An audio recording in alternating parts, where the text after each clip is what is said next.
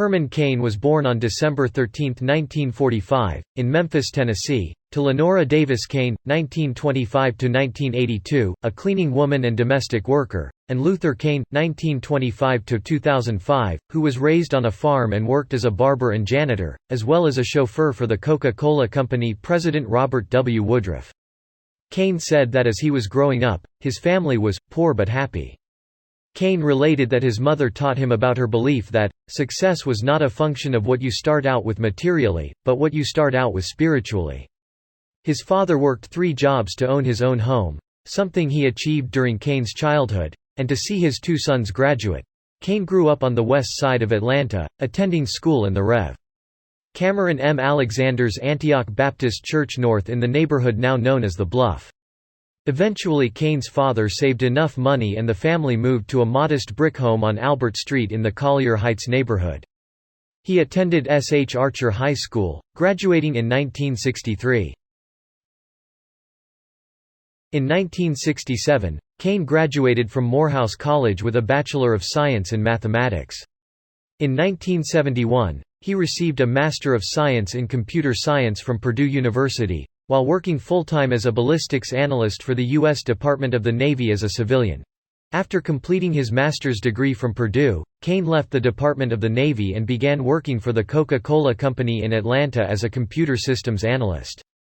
In 1977, he moved to Minneapolis to join Pillsbury, soon becoming Director of Business Analysis in its Restaurant and Foods Group in 1978. At age 36, Cain was assigned in the 1980s to analyze and manage 400 Burger King stores in the Philadelphia area. At the time, Burger King was a Pillsbury subsidiary. Under Cain, his region posted strong improvement in 3 years. According to a 1987 account in the Minneapolis Star-Tribune, Pillsbury's then-president Win Wallen said, "He was an excellent bet. Herman always seemed to have his act together." At Burger King, Cain established the Beamer program, which taught our employees, mostly teenagers, how to make our patrons smile, by smiling themselves. It was a success. Within 3 months of the program's initiation, the sales trend was moving steadily higher.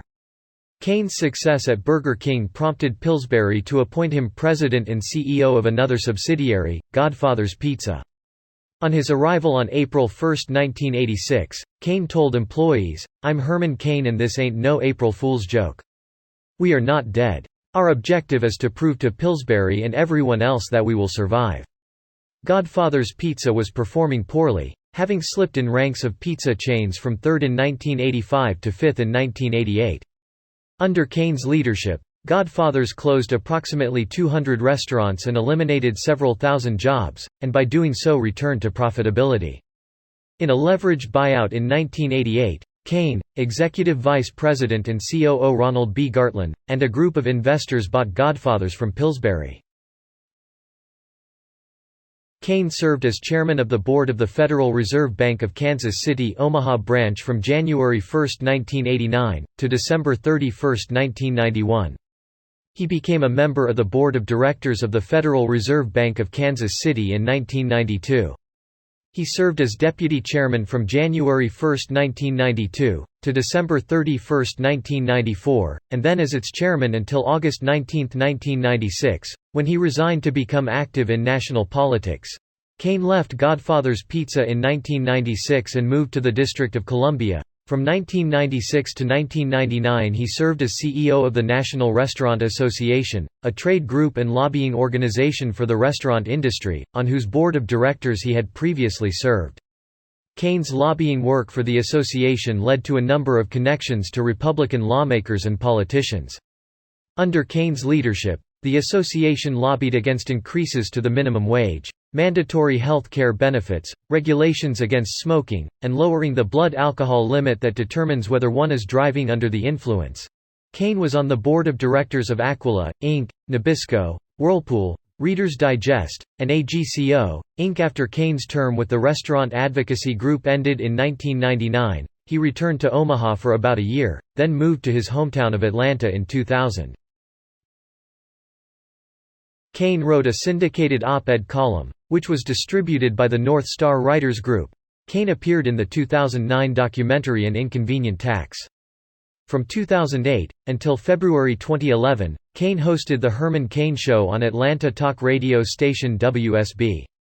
On January 19, 2012, Cain began working for WSB again by providing daily commentaries, while occasionally filling in for Eric Erickson and Neil Bortz. On October 1, 2012, Cain began writing weekly online columns for the media organization Newsmax. In a series titled, 999 to Save America, Cain took over Bortz's radio talk show on January 21, 2013, upon Bortz's retirement. The show was dropped from the Westwood One radio network in December 2016 in favor of The Chris Plant Show, but continued to air in limited syndication through WSB's owner, Cox Radio. On February 15, 2013, Fox News Channel announced Cain would join the network as a contributor. In March 2019, Cain was a panelist on a Water's World episode. Cain received the 1996 Horatio Alger Award and was bestowed with honorary degrees from Creighton University, Johnson and Wales University, Morehouse College, the University of Nebraska-Lincoln, the New York City College of Technology, Purdue University, Suffolk University, and Tougaloo College. Then FOTMER Secretary of Housing and Urban Development Jack Kemp referred to Cain as the Colin Powell of American capitalism.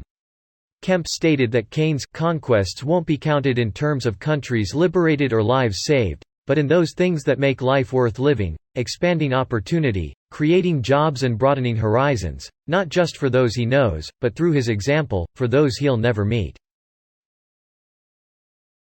On April 4, 2019, President Donald Trump said that he intended to nominate Cain to the second of the 2 vacant seats on the Federal Reserve Board. Assessing the possible nomination, news publications reviewed Cain's sexual misconduct allegations that preceded his withdrawal from the 2012 presidential election. Cain acknowledged that the nomination process would be more cumbersome for him due to his unusual career. He initially stated that he was not considering withdrawing his name from consideration for the seat. After it appeared likely that he would not receive enough votes to support his confirmation, Cain withdrew on April 22, 2019. In the 2020 election cycle, Cain was a co-chairman of Black Voices for Trump. In 1994, as president-elect of the National Restaurant Association, Cain challenged President Bill Clinton on the costs of the employer mandate contained within the Health Security Act and criticized the effect on small businesses. Bob Cohn of Newsweek described Cain as one of the primary opponents of the plan. The Clintons would later blame Harry and Louise, the fictional couple in the ads aired by the insurance industry, for undermining health reform. But the real saboteurs are named Herman and John. Herman Cain is the president of Godfather's Pizza and president-elect of the National Restaurant Association. An articulate entrepreneur, Cain transformed the debate when he challenged Clinton at a town meeting in Kansas City, Missouri. Cain asked the president what he was supposed to say to the workers he would have to lay off because of the cost of the employer mandate. Clinton responded that there would be plenty of subsidies for small businessmen, but Cain persisted.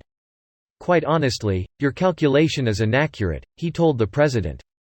In the competitive marketplace it simply doesn't work that way. Because Kemp was impressed with Cain's performance, he chartered a plane to Nebraska to meet Cain after the debate. As a result, Cain was appointed to the Kemp Commission in 1995. Joshua Green of The Atlantic called Cain's exchange with President Clinton his auspicious debut on the national political stage. Cain was a senior economic advisor to the Bob Dole presidential campaign in 1996.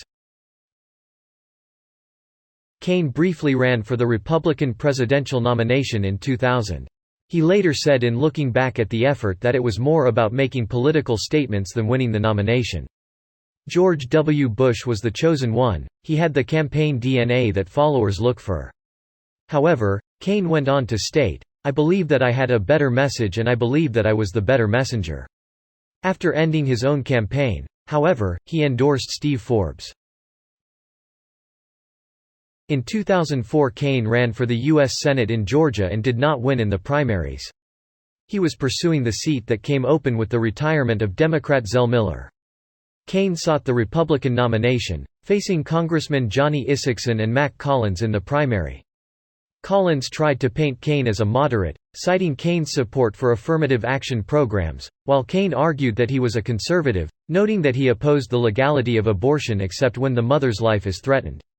Cain finished second in the primary with 26.2% of the vote, ahead of Collins, who won 20.6%, but because Isaacson won 53.2% of the vote, Isaacson was able to avoid a runoff. Starting in 2005, Cain worked for the political advocacy group Americans for Prosperity (AFP) alongside Mark Bloch. Bloch would later become campaign manager for Cain's 2012 presidential run and would be joined in Cain's campaign by several other AFP employees. Cain continued to receive honorariums for speaking at AFP events until he announced his campaign for the Republican nomination. Cain's senior economic advisor during his 2012 presidential campaign, Rich Lowry, who helped devise Cain's 999 tax plan, had served on the AFP board. In 2006, Cain voiced several radio ads encouraging people of color to vote Republican. The ads were funded by a group called America's PAC and its founder J. Patrick Rooney. A Tea Party activist, Cain addressed numerous Tea Party rallies in 2010. Following the 2010 midterm elections, Cain announced his intentions to run for president in December 2010, stating that there was a 70% chance that he would attempt to seek the office. Later that month, he was the surprise choice for 2012 GOP nominee in a RedState.com reader poll. Cain announced the formation of an exploratory committee on January 12, 2011, before formally announcing his candidacy on May 21 in Atlanta. Cain's addresses to conservative groups were well received, and in late September and early October 2011, Cain won the straw polls of the Florida Republican Party, TCON, and the National Federation of Republican Women's Convention. My focus groups have consistently picked Herman Cain as the most likable candidate in the debates, said GOP pollster Frank Luntz. Don't underestimate the power of likability, even in a Republican primary. The more likable the candidate, the greater the electoral potential. In July 2011, an advisor suggested that his campaign's tax policy plan be called the Optimal Tax, but Cain rejected the name, saying, "We're just going to call it what it is, 999 Plan." The plan would have replaced the then current tax code with a 9% business transactions tax, a 9% personal income tax, and a 9% federal sales tax. During a debate on October 12, Cain said his plan expands the base, arguing that, when you expand the base, we can arrive at the lowest possible rate, which is 999. An analysis released to Bloomberg News by the campaign claimed that the rate for each of the three taxes could in fact be as low as 7.3%, but poverty grants, which Cain described as a lower rate in targeted, empowerment zones, necessitated a national rate of 9%. Paul Krugman criticized the plan, saying it shifts much of the current tax burden from the rich to the poor. Arthur Laffer, Lawrence Kudlow, the Club for Growth, and Congressman Paul Ryan spoke favorably of the plan. On October 21, Cain told a crowd in Detroit that the plan would be 909 for the poor, saying that, if you are at or below the poverty level, then you don't pay that middle 9 on your income. Cain's 999 plan attracted skepticism from his fellow candidates at numerous Republican debates.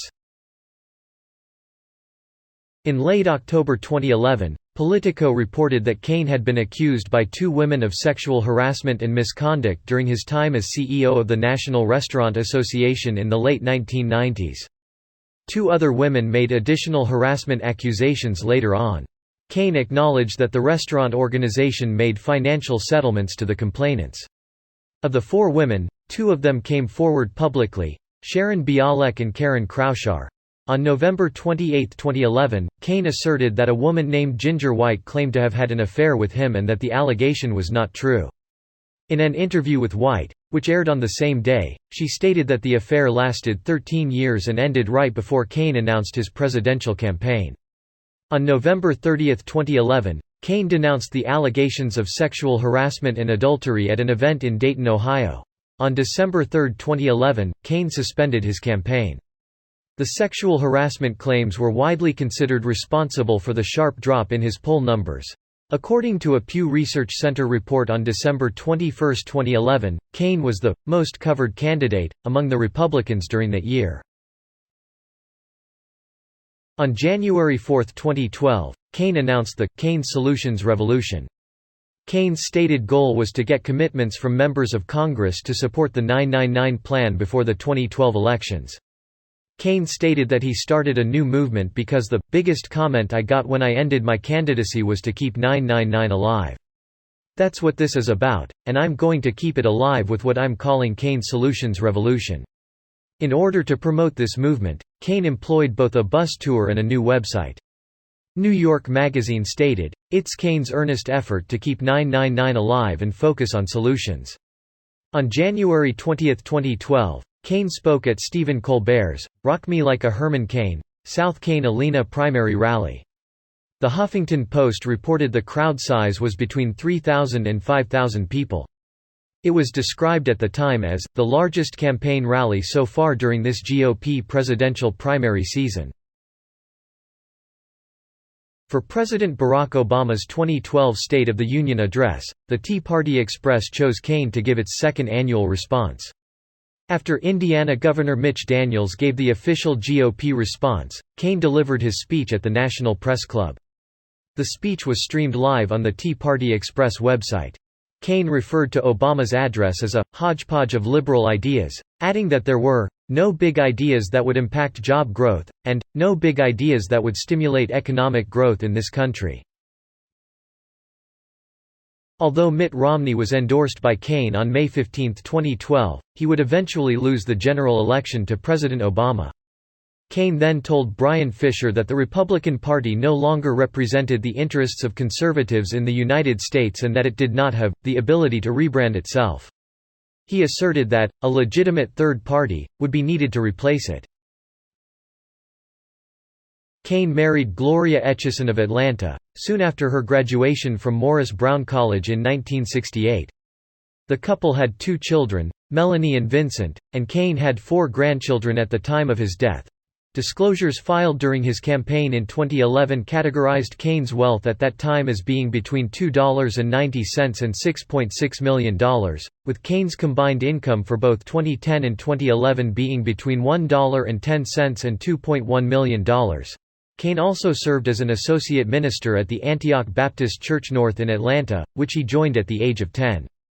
The church is part of the National Baptist Convention and is politically liberal and theologically conservative. The church's senior pastor, Rev. Cameron M. Alexander, did not share Cain's political philosophy. In 2006, Cain was diagnosed with stage 4 cancer in his colon and metastasis to his liver and given a 30% chance of survival. Cain underwent surgery and chemotherapy following the diagnosis, and the cancer was subsequently reported to be in remission.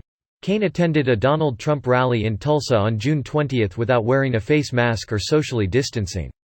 On June 29, he was diagnosed with COVID-19 and admitted to an Atlanta area hospital 2 days later.